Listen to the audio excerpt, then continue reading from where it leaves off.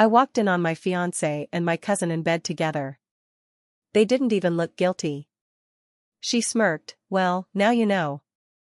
Instead of crying, I booked a weekend trip with his best man. At the wedding rehearsal, my fiancé smiled at me, oblivious. Then the best man whispered, "Should we tell him or let him find out like you did?" His face turned white, and that's when the real chaos began. I'm a 34-year-old female. My fiancé, now ex, 36 male, and I had been together for almost 5 years. We were planning to get married this fall in Lake Tahoe. Everything was booked. The venue, the dress, the invites. The only thing missing? Loyalty. I found out he was cheating on me with my cousin. Let me walk you through everything, because it wasn't just betrayal. It was the way it all played out, the way they looked me in the face like it was no big deal. That's what messed me up. We lived together in San Diego, near Ocean Beach. Rented a townhouse. We had joint bank accounts, a dog, and a shared life. I trusted him. I really did. Sure, he had his moments. He'd hide his phone sometimes, say he was too tired for date night, go on these guys' weekends to Vegas or Scottsdale way too often. But I made excuses. I thought he was just stressed with work. Then my cousin Rachel, 27 female, moved to town. She's from my dad's side, younger, always been a little wild. We weren't close, but I didn't hate her. I actually tried to include her in stuff, game nights, beach days, backyard BBQs, thought I was being a good cousin. Big mistake. I started noticing weird things. She'd come over when I wasn't home, even when I wasn't the one who invited her. Bradley got weird around her. Too helpful. Too smiley. I asked him once, jokingly, "You got a little cousin crush or what?" He laughed and said I was paranoid. I let it go. It was a Saturday. I had flown out to Phoenix for a baby shower. The party got cancelled after a medical scare, false alarm. So I booked an earlier flight and came home that night instead of Sunday. I didn't tell Bradley I was coming home early. I wanted to surprise him. Brought Thai food. I was actually excited to see him. Walked into the townhouse around 9 p.m. It was quiet. No TV on. No music. Just quiet.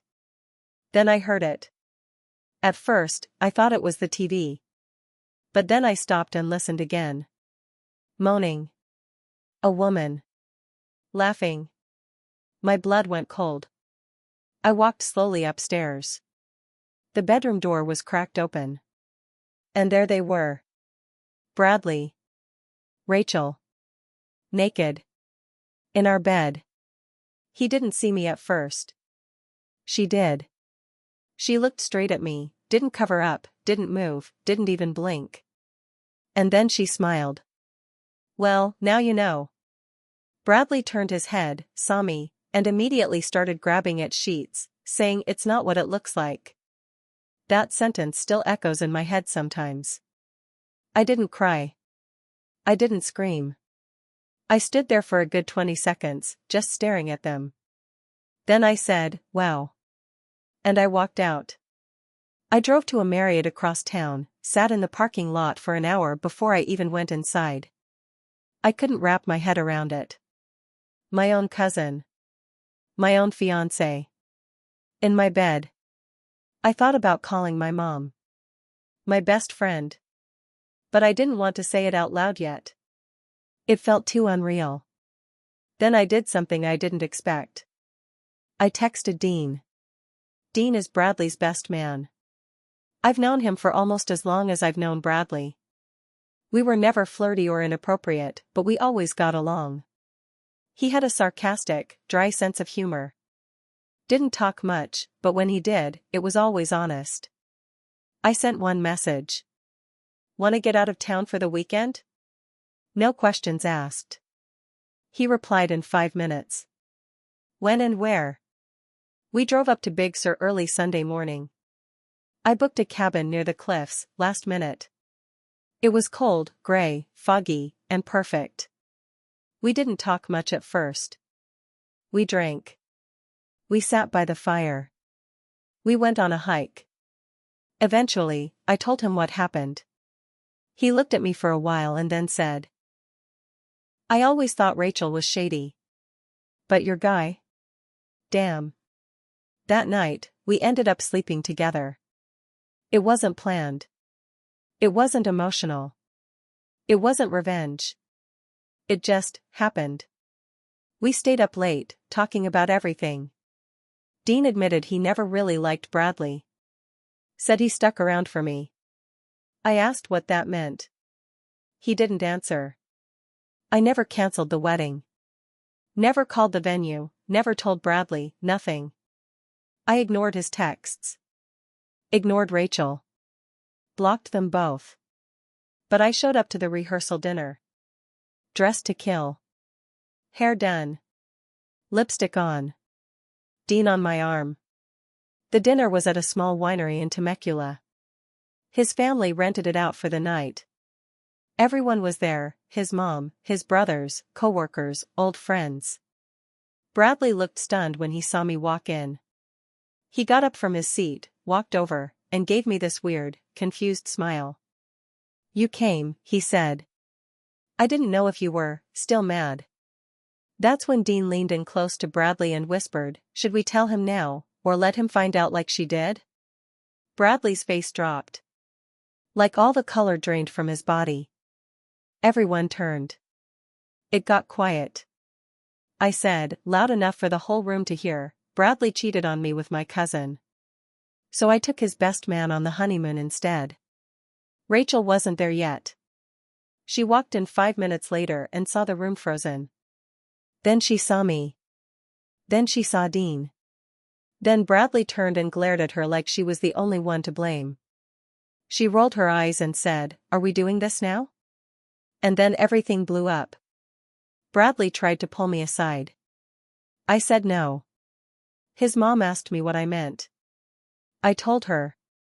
Dean just stood there and let it happen. Rachel tried to call me jealous. I laughed in her face. Bradley started yelling at Dean. Dean didn't even flinch. People were whispering, grabbing their phones, filming. It was a whole scene. I left the dinner with Dean. We went back to my place. Slept in separate rooms this time. Rachel and Bradley didn't last. They moved in together after I left him, but it didn't even last 2 months. She cheated on him with a guy from her gym. He lost it, broke a window, ended up in court for damage. They're both out of my life now. I haven't heard from Rachel since she tried to DM me on Instagram last month. I didn't open it. Bradley sent an email once. Said he was going to therapy and rebuilding. I didn't respond. Dean and I still talk. It's complicated. We're not together, but I trust him in a way I haven't trusted anyone in a long time. There's more to tell. But I'm going to pause here for now. If you want the second half, how Rachel tried to lie to the rest of the family, what happened when Bradley's parents found out, and how Dean got dragged into something worse, I can post that next. After the rehearsal dinner explosion, I thought it was over. I thought I had made my point. I thought they'd crawl back into their little hole and stay there. But I underestimated how far people will go to protect their lies. The next morning, I woke up to 14 missed calls, 6 voicemails, and over 30 texts from family members. Rachel had gotten ahead of the story. She told our family that I had a mental breakdown. That I had been jealous of her and Bradley's connection 4 months. That I was the one who started distancing myself, and that I brought Dean to the rehearsal as some revenge stunt. She even said, and this part still blows my mind, that Bradley and I were already broken up when she accidentally caught feelings. And get this, she told everyone that I faked walking in on them. Claimed I was dramatic and just imagined it. I was furious. This was my cousin. My blood. And she was trying to flip the whole story to make me look crazy. Some believed her. My aunt, Rachel's mom, called me and said, "You need help. You don't sabotage your own wedding and drag your fiancé like this unless something's wrong with you. I said, he was screwing your daughter. In my house. In my bed. She replied, that's not what Rachel said. I hung up. Then my dad called. He believed me. But he told me to just let it go, because family is family. I told him, so is loyalty. And then I stopped answering calls altogether. Dean tried to stay out of it, but Bradley wasn't done. He started telling people Dean had been after me the whole time. Said Dean manipulated me into sleeping with him and that he took advantage when I was emotionally weak. He even told his groomsmen that Dean confessed to having feelings for me while we were still engaged, and that's why Dean set him up. Dean called me the day after all that got out. He sounded pissed. I was trying to support you. Not steal you. I believed him. I told him I knew he didn't plan any of this. He went quiet for a second, then said, I actually did have feelings. But I buried it. Because you were with him. I didn't know what to say to that. 2 weeks later, I got a letter in the mail. No return address. Inside was a printed photo of me and Dean at the Big Sur cabin, standing on the porch in our pajamas. It was taken with a zoom lens. From far away. You could see Dean's arm around me. On the back, written in marker, cheaters get what they deserve. No name. No signature. I filed a police report just in case. Dean installed a camera at my front door. He started parking down the street, not right outside. We both knew it was probably Bradley, but nothing could be proven. I felt like I was living in some Lifetime movie. Rachel's ex-boyfriend messaged me on Facebook. His name was Alex. I had met him once, years ago, at a barbecue. He said, hey, I know this is random, but I think I have something you should know about Rachel. I hesitated. I didn't want more drama. But curiosity won. He sent me screenshots, texts from Rachel, dated a few months before I caught them. She had texted him, Bradley is dumb but rich. If I play it right, I could be living in that townhouse soon. His girl is too trusting. It's almost boring. She deserves it for always acting so perfect. I felt sick. This wasn't just cheating. It was calculated. Rachel had planned this. She wanted what I had. She didn't care how she got it. And she wanted to hurt me while she did it. A few days after those messages, I got a call from Dean. His voice was shaky. He said, hey, you should sit down. I sat. I got a message. From Bradley. I waited. He's suing me. Suing. For what? Dean continued, he's saying I ruined the wedding. That I interfered with his relationship. He wants money back from the cabin trip. He's claiming emotional distress. I laughed.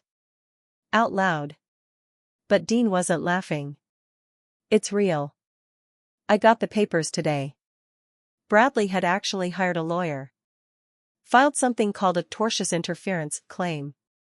Complete garbage, but still, Dean was going to have to go to court and deal with this circus. I got a text from Rachel. First contact since the night of the rehearsal dinner. It said, hope you're happy. I'm late. It might be his. That's where we are now. Dean's dealing with lawyers. Rachel might be pregnant. Bradley's spiraling. And me? I'm watching it all crash and burn from a distance. No ending yet. But something tells me the worst, or maybe the most satisfying part, is still ahead. After Rachel texted me that she was late and the baby might be Bradley's, I didn't answer. I didn't even react. I screenshotted it and sent it to Dean. He replied, they deserve each other. Let them figure it out. I was trying to stay out of it, but the story was still moving without me. 3 days after the I'm late text, I got a call from Bradley's mom. Let me say this, I never liked her. She was cold, controlling, and always gave off that passive-aggressive energy. She once told me I was too career-focused to be wife material. But this time, her voice was different. Calm. Almost soft. I'm not calling to defend my son, she said. I stayed quiet. She continued, but I need to know. Did Rachel trap him? That caught me off guard. Turns out, she'd gone to visit Bradley and noticed a bunch of old baby items already packed in the spare room. Onesies, bottles, even a diaper bag. But Rachel wasn't even showing. Wasn't confirmed pregnant. She was prepping, fast. She said Rachel told her she was just being prepared, and that she and Bradley were starting fresh. I told her, you might want to ask Rachel when they actually started. And how many other guys there were. She hung up without another word. A week passed. No updates. Until Dean forwarded me a message from someone I didn't know, a woman named Kristen, apparently Rachel's old roommate from New York. Kristen had seen the drama unfold online and decided to speak up. She said Rachel had done this exact same thing before. With a guy named Marco. Back in Brooklyn. Faked a pregnancy. Staged a miscarriage when it got too complicated. Kristen wrote, your cousin doesn't want love. She wants control. And when she doesn't get it, she breaks things. I didn't want to believe it at first, but then I got a screenshot of Rachel's Instagram story from another mutual. She had posted an ultrasound photo. Caption, little miracle. Not the way we planned, but still a blessing. Except there was one problem. A reverse image search showed the ultrasound came from a Pinterest post from 2018. I sent the info to Dean. He just said, he's going to lose it. And he did. 2 days later, Bradley showed up at Dean's apartment. Banging on the door. Screaming loud enough the neighbors called the cops. Dean called me afterward, shaken. He was crying, yelling about how he lost everything, how I ruined his life. Said Rachel tricked him, that she wasn't who he thought. Said she was lying about the baby and using him for attention. Bradley was arrested for disturbing the peace. Not for long, just a warning, but it was enough. That was the last straw for most people. Even his mom finally stopped defending him. Dean's lawyer called him the next week and said the judge dismissed the claim. Not enough grounds, not enough proof. The suit was dead. But here's where it gets interesting, Bradley didn't show up to the hearing. He sent his lawyer a message saying he was stepping back from everything, and then disappeared. Deleted all his social media. Turned off his phone. Didn't go to work. Just, gone. I heard from one of his coworkers that he took a leave of absence and left the state. No one knows where. Rachel didn't go quietly either. Once the fake ultrasound story got around, she doubled down. Said the baby was real. Said the ultrasound was symbolic. Then said she had a miscarriage. Then said she never said she was pregnant. Then blamed stress. Then deleted all her accounts. She texted me again. You ruined everything. He left. Are you happy? I didn't answer. But then something strange happened. Dean got a letter. Handwritten. Sloppy. No envelope. Just folded and shoved in his mailbox. It said, if I can't have her, neither can you. I noticed it first at the grocery store. A black sedan parked near the exit. Same one was outside the post office. Then the gym. Then my street. Dean noticed it too. Different spots. Always near us. Never close enough to be obvious, but never far either. We reported it. Filed another police report. Still, nothing they could do unless the person actually did something. Dean started carrying pepper spray. I put cameras in my car. Changed my locks. Bought a stun gun. This wasn't just cheating anymore. This was obsession. And now, I don't know which one of them is behind it. No box. Just a wedding invitation. Not from me. Not from anyone I knew. It was fake. No address. No date.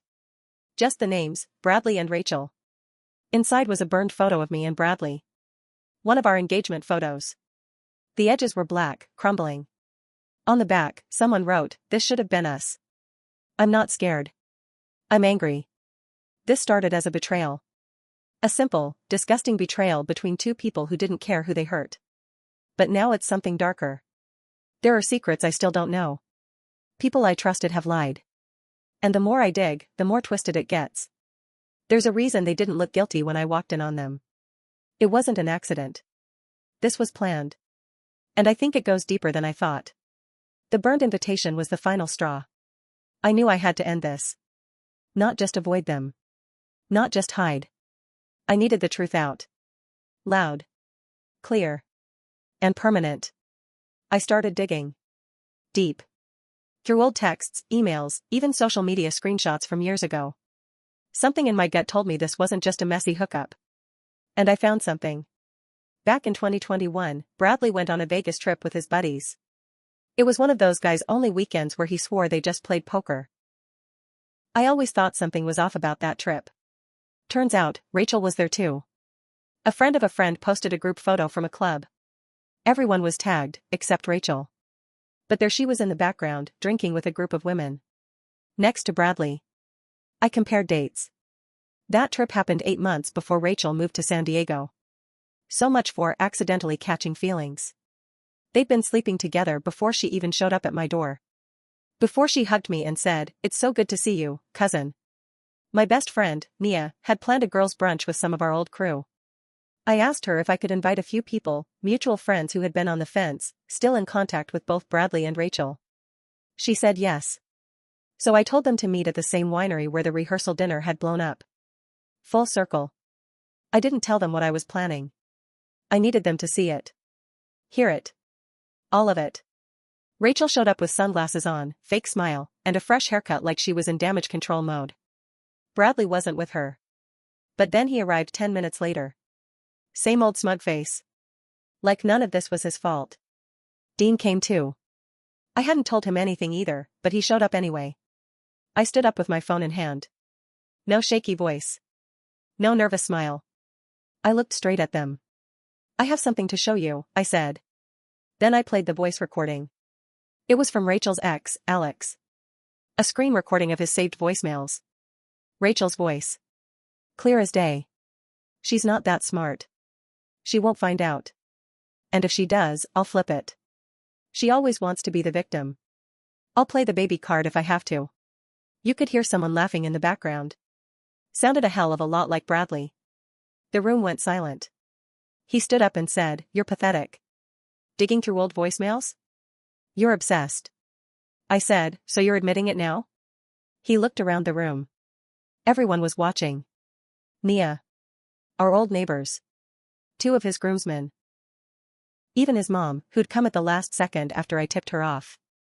"I made a mistake," he finally said, voice shaking. "But you're not innocent either. You slept with Dean.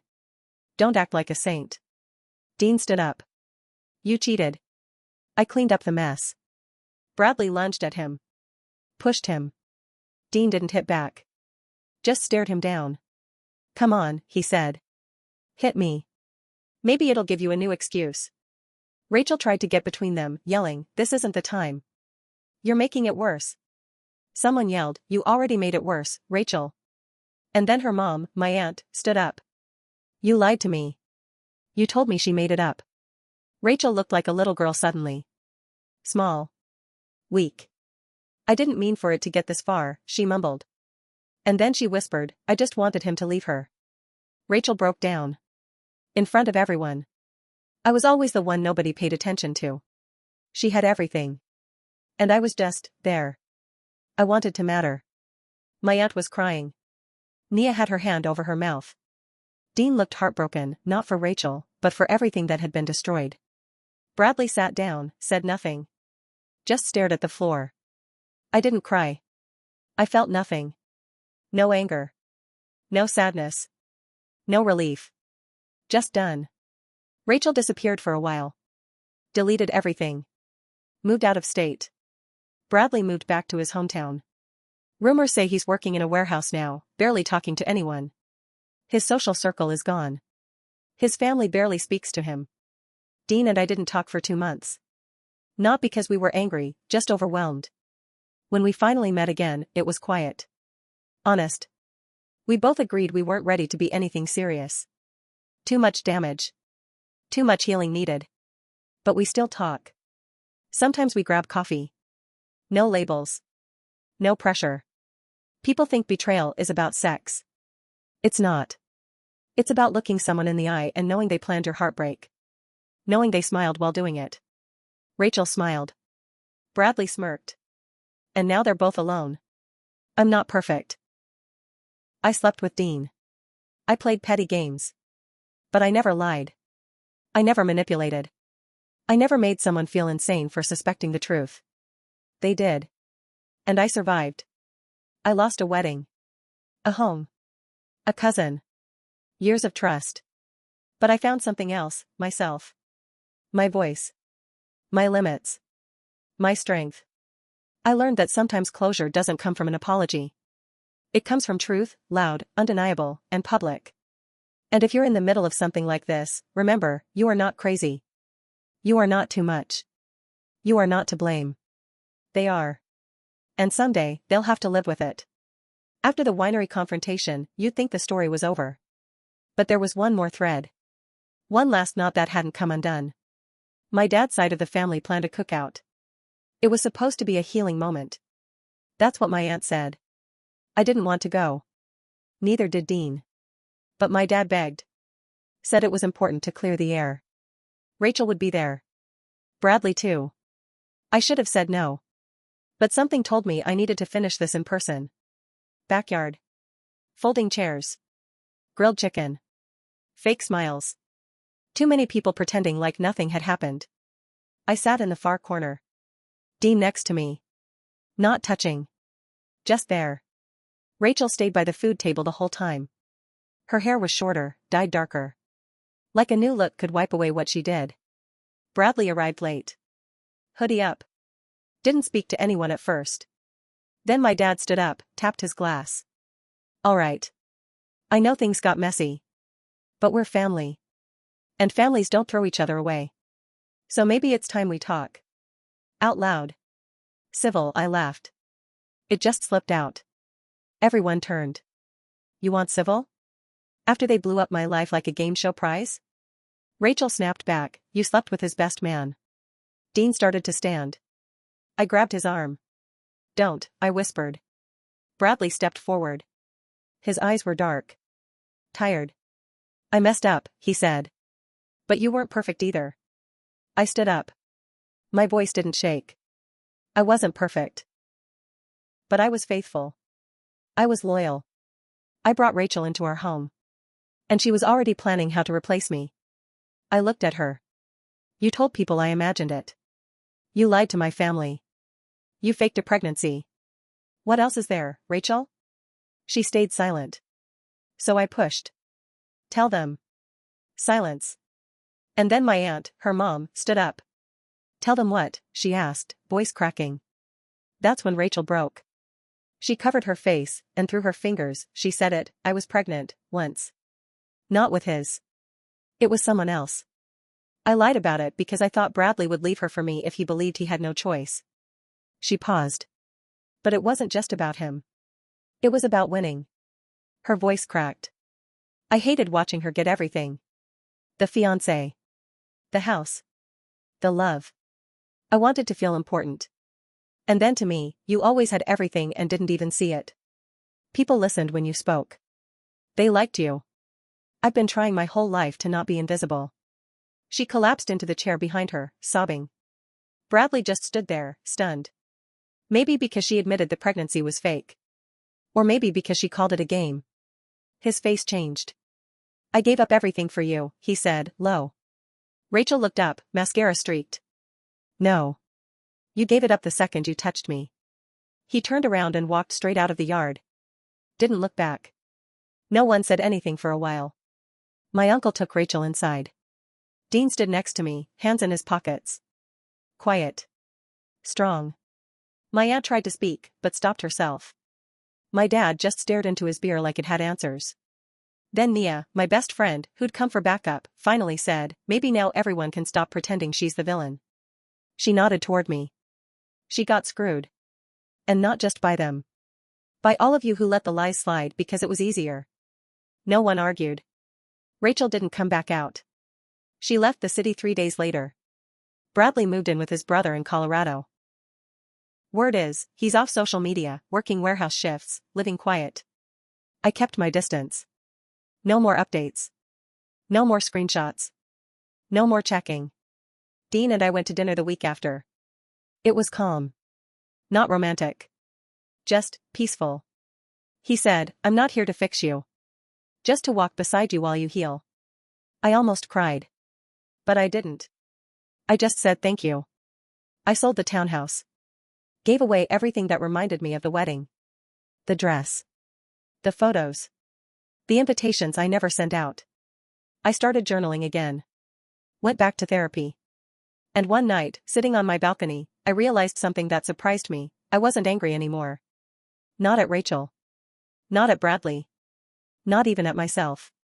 I was just free. People think betrayal is sharp and sudden, like a stab. But the worst part is how slow it really is. How it creeps in, eats away at your trust, your voice, your ability to recognize your own worth. I let things slide. I ignored my gut. But I learned.